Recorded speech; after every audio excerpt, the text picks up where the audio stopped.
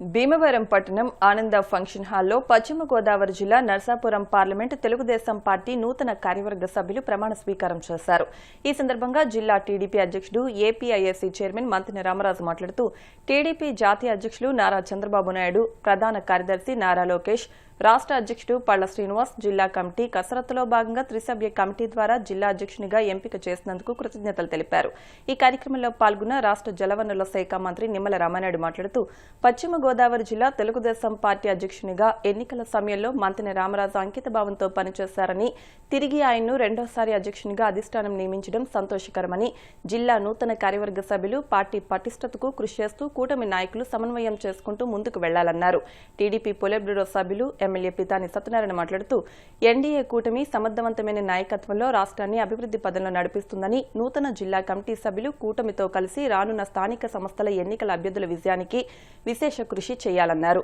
TDP polit bureau సభ్యురాలు భీమవరం నియోజకవర్గ incharge తోట సీతారామలక్ష్మి మాట్లాడుతూ జిల్లాలో తెలుగుదేశం పార్టీ ప్రతిపక్ష హోదాలో అనేక ఉద్యమాలు, పోరాటాలు నిర్వహించిన వారిని గుర్తించి పదవులు ఇవ్వడం జరిగిందని, పదవులు రానివారు నిరాశ పడకుండా పార్టీ పటిష్టతకు పనిచేయాలన్నారు. జోన్ 2 కోఆర్డినేటర్ మందలపు రవికుమార్ మాట్లాడుతూ భారతదేశంలోనే అత్యంత ఆధునిక సాంకేతిక పరిజ్ఞానం కలిగిన ఏకైక పార్టీ తెలుగుదేశం పార్టీ అని, టీడీపీ జాతీయ ప్రధాన కార్యదర్శి నారా లోకేష్ అత్యంత వేగవంతమైన నిర్ణయాలతో పార్టీని నడిపిస్తున్నారని, త్వరలోనే 175 నియోజకవర్గాల్లో పార్టీ సొంత నియోజకవర్గ కార్యాలయాలు, జిల్లా కార్యాలయాలను త్వరితగతిన నిర్మించడానికి పార్టీ శ్రేణులు కృషి చేస్తున్నాయన్నారు. అనంతరం జిల్లా కమిటీ అధ్యక్షునిగా మంత్రి రామరాజు, ప్రధాన కార్యదర్శిగా పితాని మోహన్ రావు, 9 మంది కార్యనిర్వాహక కార్యదర్శులు, 9 మంది అధికార ప్రతినిధులు, 9 మంది కార్యదర్శులు, కోశాధికారి, కార్యాలయ కార్యదర్శి, media coordinator, social media coordinator 42 మంది ప్రమాణ స్వీకారం చేశారు. ఈ కార్యక్రమంలో ఏలూరు పార్లమెంటు టీడీపీ అధ్యక్షుడు ఎమ్మెల్యే బడేటి రాధాకృష్ణ, భవన నిర్మాణ కార్మికుల సంక్షేమ corporation chairman Tadepalligudem incharge Valavala Mallikarjunarao Babji, Narsapuram TDP incharge Potturi Ramanjaneyaraju, TDP రాష్ట్ర ఉపాధ్యక్షురాలు, మహిళా ఆర్థిక సహకార కార్పొరేషన్ చైర్పర్సన్ పీతల సుజాత, గ్రంథాలయ సంస్థ చైర్మన్ జుత్తిగ నాగరాజు, రాష్ట్ర కోశాధికారి మెంటే పాదసారథి, రాష్ట్ర కార్యదర్శులు కోళ్ల నాగేశ్వరరావు, వేంద్ర శ్రీనివాస్, గోదావరి పశ్చిమ delta project committee chairman Konadaraju Muralikrishnaraju, AMC chairperson Kalidindi Sujatha Ramachandraraju, Achanta ZPTC Uppalapati Suresh Babu, Veeravasaram MPP Veeravalli Durga భవానీతో పాటు నాయకులు, కార్యకర్తలు అధిక సంఖ్యలో పాల్గొన్నారు.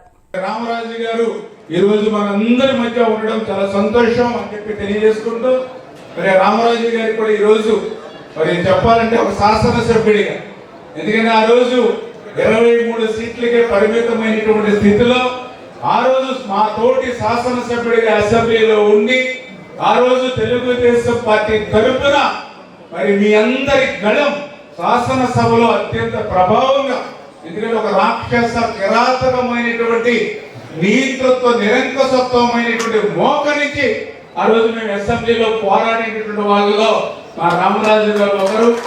ఆ రోజు మరి సిట్టింగ్ ఎమ్మెల్యేలుగా ఆ రోజు మళ్ళీ పోటీ చేయవలసిన పరిస్థితి ఉన్నా ఆయన నిజంగా మనందరికీ కూడా ఆదర్శం.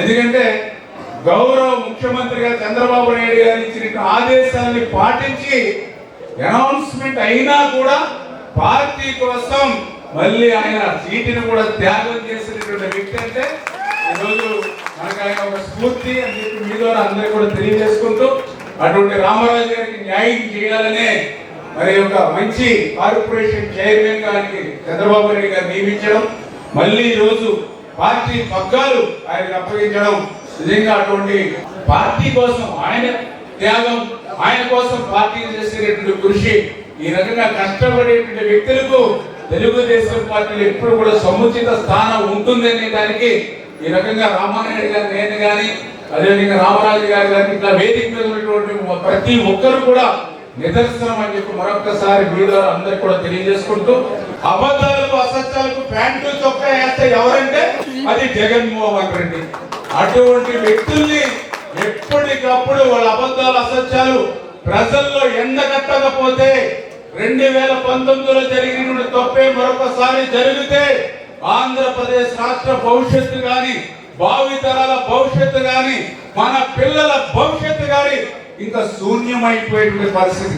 ఒక్క ఛాన్స్ అధికారం ఇస్తే 20 సంవత్సరాలు వెనక్కి నెట్టేశారు ఆంధ్రప్రదేశ్ రాష్ట్రాన్ని. మళ్ళీ ఇంకొకసారి తప్పు జరగకుండా ఈ రాష్ట్రాన్ని కాపు కాసేటువంటి పరిస్థితి మన నాయకులు కార్యకర్తలు భుజస్కంధాల మీద వేసుకోవాలని చెప్పి మీ ద్వారా కోరుకుంటూ, ఈసారి చేశారంటే ఒక తెలుగుదేశం పార్టీ ఒక మహిళగా గౌరవించింది.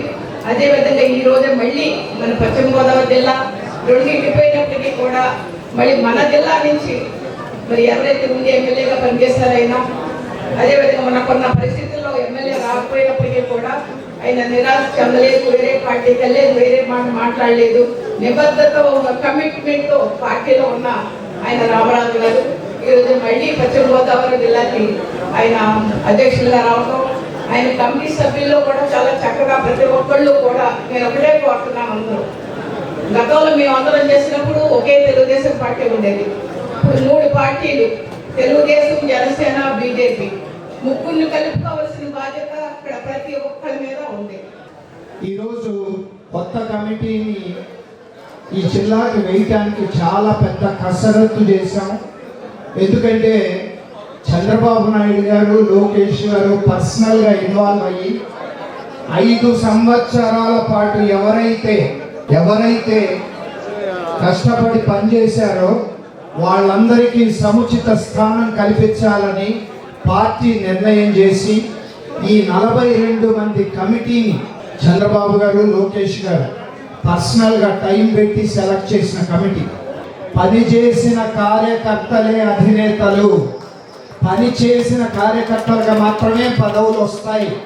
ఇది నేను గ్యారంటీగా చెప్పగలను. ఎందుకంటే గవర్నమెంట్ అనేది మనకు అద్దెలు లాంటిది. తెలుగుదేశం పార్టీ మన సొంత. మన పార్టీలో మనకి గౌరవ మర్యాదలు కావాలి, ఉండాలి. దానికోసమే నిరంతరం లోకేష్ గారు పరితపిస్తున్నారు. శ్రీధర్ మాట్లాడుతూ నిజంగా కొన్ని ప్రాబ్లమ్స్ ఉన్నాయి గ్రౌండ్లో, అది నాకు కూడా తెలుసు. ఎంతవరకు మేము చేయగలుగుతామో అవన్నీ లోకల్గా ఉన్న ఎమ్మెల్యేలు, లోకల్గా ఉన్న ఇన్ఛార్జీల సహకారంతో వాటిని జాగ్రత్తగా పరిశీలించి ముందుకెళ్తామని ఈ సభా వేదికగా నేను మీ అందరికీ మాటిస్తున్నాను. ఎప్పటికప్పుడు గ్రామ స్థాయి నుంచి అనేక కమిటీలు వేసుకున్నాం, మండల స్థాయిలో కమిటీలు వేసుకున్నాం, ఎస్సీ కమిటీలు, బీసీ కమిటీలు, పారిశ్రామిక కమిటీలు, వ్యాపార కమిటీలు, ఇన్ని కమిటీలు వేసుకున్నా కూడా ఇంకా పదవులు రాని వాళ్ళు చాలా మంది ఉన్నారు. ఇంకా ప్రభుత్వ పథకాలు రావాల్సిన వాళ్ళు టెంపుల్ కమిటీలు వేసాం, మార్కెట్ యార్డ్ కమిటీలు వేసాం, సొసైటీ కమిటీ నామినేట్ చేసాం. భవిష్యత్తులో సొసైటీ ఎన్నికలు రాబోతున్నాయి. భవిష్యత్తులో గ్రామ సర్పంచులు 2-3 నెలల్లోనే గ్రామ సర్పంచుల ఎలక్షన్ జరగబోతుంది. చెప్తాం కార్యకర్తలు సిద్ధంగా ఉండాలని కోరుకుంటా ఉన్నాం పార్టీ తరఫున. మీరందరూ కూడా భవిష్యత్తులో ప్రజాప్రతినిధులకు ఎన్ని కావాలా, తర్వాత మళ్ళీ మండల ఎలక్షన్స్ వస్తాయి. ఇవన్నిటి కూడా పార్టీ క్రమశిక్షణతో పనిచేస్తే 3 పార్టీలు సర్దిగలవలసిన పరిస్థితి కూడా ఉంటుందనే మాట చెప్తా ఉన్నాను. ఇది పార్టీ యొక్క నియమావళి. ఎక్కడికక్కడ తెలుగుదేశం వాళ్ళు మనమే ఉండొచ్చు, కొన్ని చోట్ల జనసేన ఉండొచ్చు, కొన్ని చోట్ల భారతీయ జనతా పార్టీ ఉండొచ్చు. ఎవరు తప్పున్నా ఎక్కువన్నా మనం సర్దిగలవలసిన పరిస్థితి ఈ పార్టీ మీద. ప్రధానమైన తెలుగుదేశం పార్టీ ఆంధ్రప్రదేశ్ లో ఒక బలమైన పార్టీ కాదని చెప్పలేము. కానీ మనం కూటమి నాయకత్వంలో అధికారం వచ్చిన తర్వాత అందరినీ సర్దికెళ్ళాలి, అధికారం కూడా భాగస్వామ్యం ఇవ్వాలనేది ప్రధాన ధ్యేయంగా మనం మాట్లాడుకోవడం. ఎంత తగ్గిపోయాడు, ఎలా తగ్గిపోయాడు పవన్ కళ్యాణ్? కారణం రాజకీయాలు అధికారం వచ్చినప్పుడు ఏ రకంగా ఉండాలో తెలియని మూర్ఖులు మాజీ సీఎం జగన్మోహన్ రెడ్డి. అధికారం రానప్పుడు నువ్వు మాట్లాడు, అధికారం వచ్చిన తర్వాత నువ్వు ఏం చేస్తావు చూశారు. అధికారం మళ్ళీ ఇవ్వడానికి భయపడతా ఉన్నారు ప్రజలు.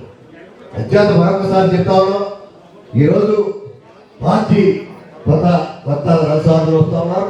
పార్టీని గ్రామస్థాయి నుంచి బలోపేతం చేయండి. రామరాజు గారు గత సంవత్సరంలో మీటింగ్లు అట్లేదు ఎక్కడ మరొకసారి చెప్తా ఉన్నాం. ప్రతి నియోజకవర్గంలో ఒక మీటింగ్ పెట్టండి.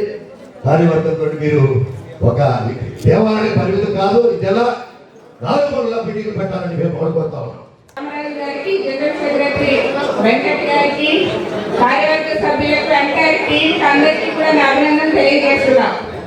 సమాజమే దేవాలయం, ప్రజలే దేవుళ్ళు అనే నినాదంతో అన్న నందమూరి తారక రామారావు గారు ఏ రోజైతే పార్టీని, తెలుగుదేశం పార్టీని స్థాపించారో ఆ రోజే పేదల కళ్ళల్లో ఆనందం. ఆ కుటుంబం కుటుంబాల్లో ఒక సంతోషం స్టార్ట్ అయ్యే విషయాన్ని కూడా ఒకసారి తెలియజేస్తున్నాం. మనమందరం కూడా మళ్ళీ 2029లో మళ్ళీ మనం ఏ విధంగా అయితే అధికారంలోకి రావాలనేది ఆ బాధ్యతను మన తెలుగుదేశం పార్టీ కుటుంబ సభ్యులందరూ కూడా తీసుకోవాలి. ఇందాక రామరాజు గారు అంటున్నారు కూటమిలో కొన్ని మనస్పర్ధలు ఉన్నాయి, మనందరం కూడా కూటమిని అందరం కూడా చేసుకోవాలని. డెఫినెట్గా ఆ బాధ్యతని జిల్లా అధ్యక్షులుగా మేము కానీ రామరాజు గారు కానీ మంత్రివర్యులు కానీ అందరం తీసుకుంటాం. ఎటువంటి అమరికలు ఉండవు.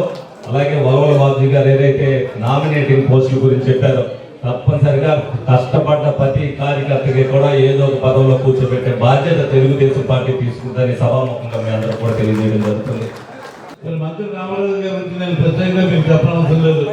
ఆయన పార్టీలో చేరినప్పటికీ కూడా ఒక నిబద్ధత కలిగిన నాయకుడిగా పనిచేసి మరి అనంతకాలంలోనే 2014లో మరి 2019లో శాసనసభ్యులుగా మంచి మెజార్టీలు గెలవడం జరిగింది. అంత క్లిష్ట పరిస్థితుల్లో కూడా మనకి 23 సీట్లు వచ్చిన సందర్భంలో కూడా ఆ 23లో ఆయన కూడా ఒకరిగా గెలవడం జరిగింది. మరి 2014-2019 వరకు జగన్మోహన్ రెడ్డి గారి పరిపాలనలో మనం ఎన్ని ఇబ్బందులు పడ్డామో, ఈ రాష్ట్రం ఎంత వెనకబడిపోయిందో మనందరం చూసాం. అధికారంలో వచ్చిన తర్వాత చంద్రబాబు నాయుడు ముఖ్యమంత్రి పదవి చేపట్టిన తర్వాత ఈ రాష్ట్రంలో అభివృద్ధి సంక్షేమ పథకాలన్నీ కూడా నిర్విఘ్నంగా ఆయన పనిచేయడం జరిగింది. రాష్ట్రానికి ఎన్నో పరిస్థితులు తీసుకోవడం జరిగింది. అమరావతి రాజధాని